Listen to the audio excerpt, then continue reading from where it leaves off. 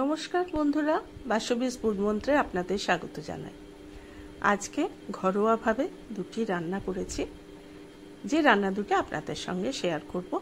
একটা হলো বড়ি আলু দিয়ে পাবদা মাছের ঝোল, আর একটা হলো একটি থোড়ের ঘন্ট বা থোড়ের রেসিপি। তো প্রথমে আমি পাবদা মাছের রেসিপিটি আপনাদের সঙ্গে শেয়ার করছি। পাবদা মাছগুলি ভেজে নিয়েছিলাম, তারপরে কড়াইতে সামান্য তেল দিলাম কালো জিরে এবং কাঁচা লঙ্কা ফোড়ন। এবার সরু সরু করে কুটে রাখা আলুগুলো এর মধ্যে দিয়ে দিলাম।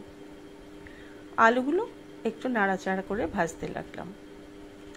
বন্ধুরা, অনেকদিন বাদে আমি এই রেসিপি শেয়ার করছি। কিছুদিন অসুবিধে ছিল বলে আমি শেয়ার করতে পারিনি।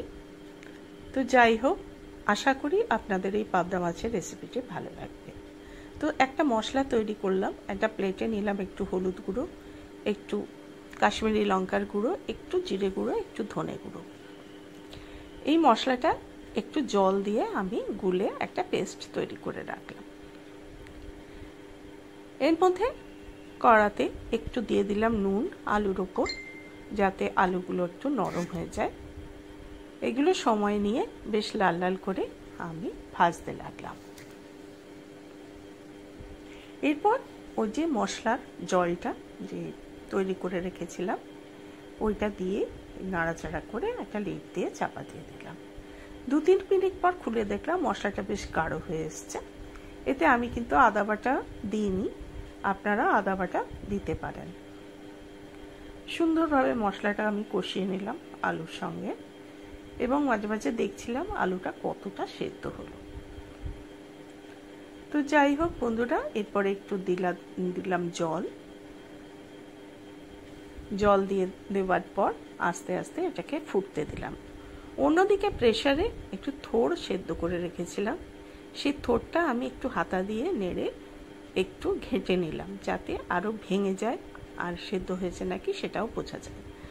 তো অন্য একটা কড়াই দিয়ে দিলাম অল্প পরিমাণে সর্ষের তেল। এই সময় পাবদা মাছের ঝোলটা দেখলাম বেশ ফুটে উঠেছে। তখন আমি ওই ভাজা পাবদাগুলো এর মধ্যে ছেড়ে দিলাম। দিয়ে দিলাম কতগুলি ভাজা বড়ি এবং পাবদা শুনেছি খুবই সুন্দর খেতে হয়, তাই আপনাদের সঙ্গে শেয়ার করছি। যাই হোক, কড়াইতে যে তেলটা দিয়েছিলাম তাতে দিয়ে দিলাম একটা শুকনো লঙ্কা ফোড়ন, তেজপাতা, আর দিলাম গোটা জিরে ফোড়ন দিয়ে ফোড়নটা একটু যখন ভাজা হয়ে এলো, তখন আমি থোড়ের জন্য যে আলু কুটে রেখেছিলাম সেই আলুগুলো এর মধ্যে দিয়ে দিলাম। আলুগুলো ছেড়ে দেওয়ার পর এটাও বেশ তেলের মধ্যে আমি ভাজতে লাগলাম। তো বন্ধুরা, আপনারা কোথা থেকে কে আপনার এই রেসিপিগুলি দেখছেন আমাকে অবশ্যই জানাবেন।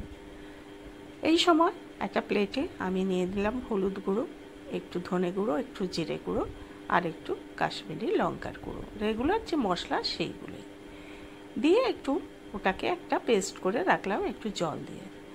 এর মধ্যে দেখলাম আলুটা আমার ভাজা হয়ে গেছে, তো চটকানো থোড়টা ওর মধ্যে আমি ফেলে দিলাম। আমি বানাচ্ছি থোড়ের ঘন্ট, থোড় ভাজা কিন্তু নয়।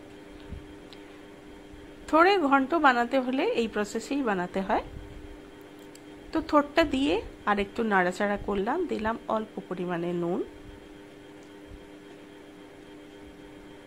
নুন দেওয়ার পর ওই যে মশলাটা গুলে রেখেছিলাম সেই মশলার জলটা এর মধ্যে দিয়ে দিলাম। বন্ধুরা, যদি আমার এই রেসিপিগুলি ভালো লেগে থাকে, তাহলে যারা আমার চ্যানেলটি এখনো সাবস্ক্রাইব করেননি তাদের আমি অনুরোধ করব চ্যানেলটি সাবস্ক্রাইব করার জন্য। আর যদি ফেসবুকে আমার এই রেসিপিগুলি দেখেন, তাহলে আমি অনুরোধ করব আমার পেজটি ফলো করে নেওয়া। মশলার জলটা বেশ ভালো করেই ফুটে উঠল, তখন দিয়ে দিলাম 1 চামচ চিনি। থোড়, মোচা, এঁচোড় ইত্যাদি যখন আমি রান্না করি, তখন নুন আর চিনির পরিমাণটা দেখি একটু বেশ ভালোই লাগে, বেশি পরিমাণেই দিতে হয়। তো আমি বেশি পরিমাণেই চিনি দিলাম। দিয়ে দিলাম ভেজে রাখা বড়ি, একটু গুঁড়ো করে নিয়ে, একটু থেতো করে নিয়ে বড়িগুলো দিয়ে দিলাম, গোটা বড়ি না দিয়ে। এতে প্রত্যেক মানে চামচের সঙ্গেই এই বড়ি গুঁড়োটা কিন্তু পাওয়া যায়। এই সময় একটা লিড দিয়ে আমি ঢাকা দিয়ে দিলাম। অন্যদিকে পাবদা মাছের ঝোলটা ফুটে উঠেছে। এটা খুন্তি দিয়ে আমি চেক করে নিলাম আলুটা সত্যি সেদ্ধ হয়েছে নাকি। দেখলাম হ্যাঁ, আলুটাও প্রায় সেদ্ধ হয়ে এসছে।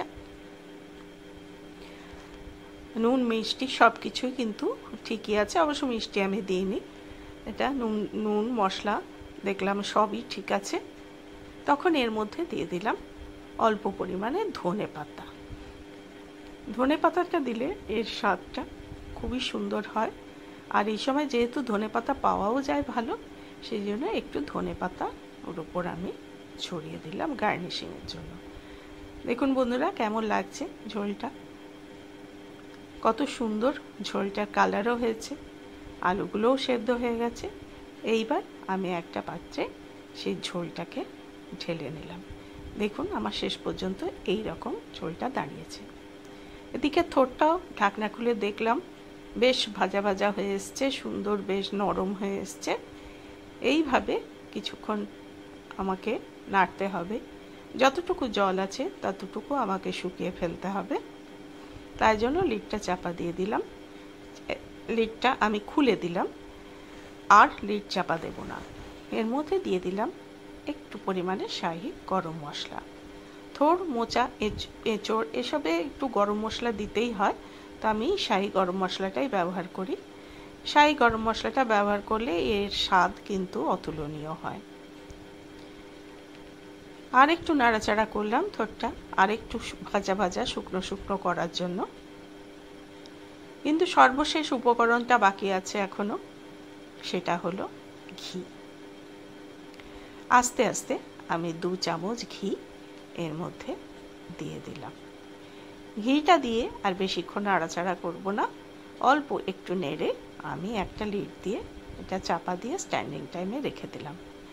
তারপর আমি একটা সার্ভিং বোলে এটা নামিয়ে সার্ভ করে দিলাম।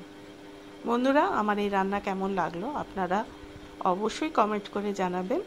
আমি আজকে এই দুটো রান্না করেছি বলে আপনাদের সঙ্গে শেয়ার করলাম। আমার অন্য রান্নাগুলি দেখার জন্য আমার পেজটা, ফেসবুক পেজ আপনারা ফলো করে নিলে আমি খুশি হব।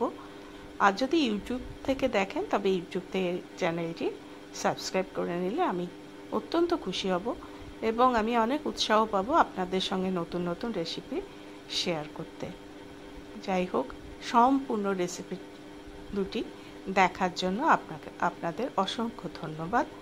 আশা করব আপনারা সবাই আমার পাশে থাকবেন এবং আমাকে এই রান্নায় উৎসাহ দেবেন।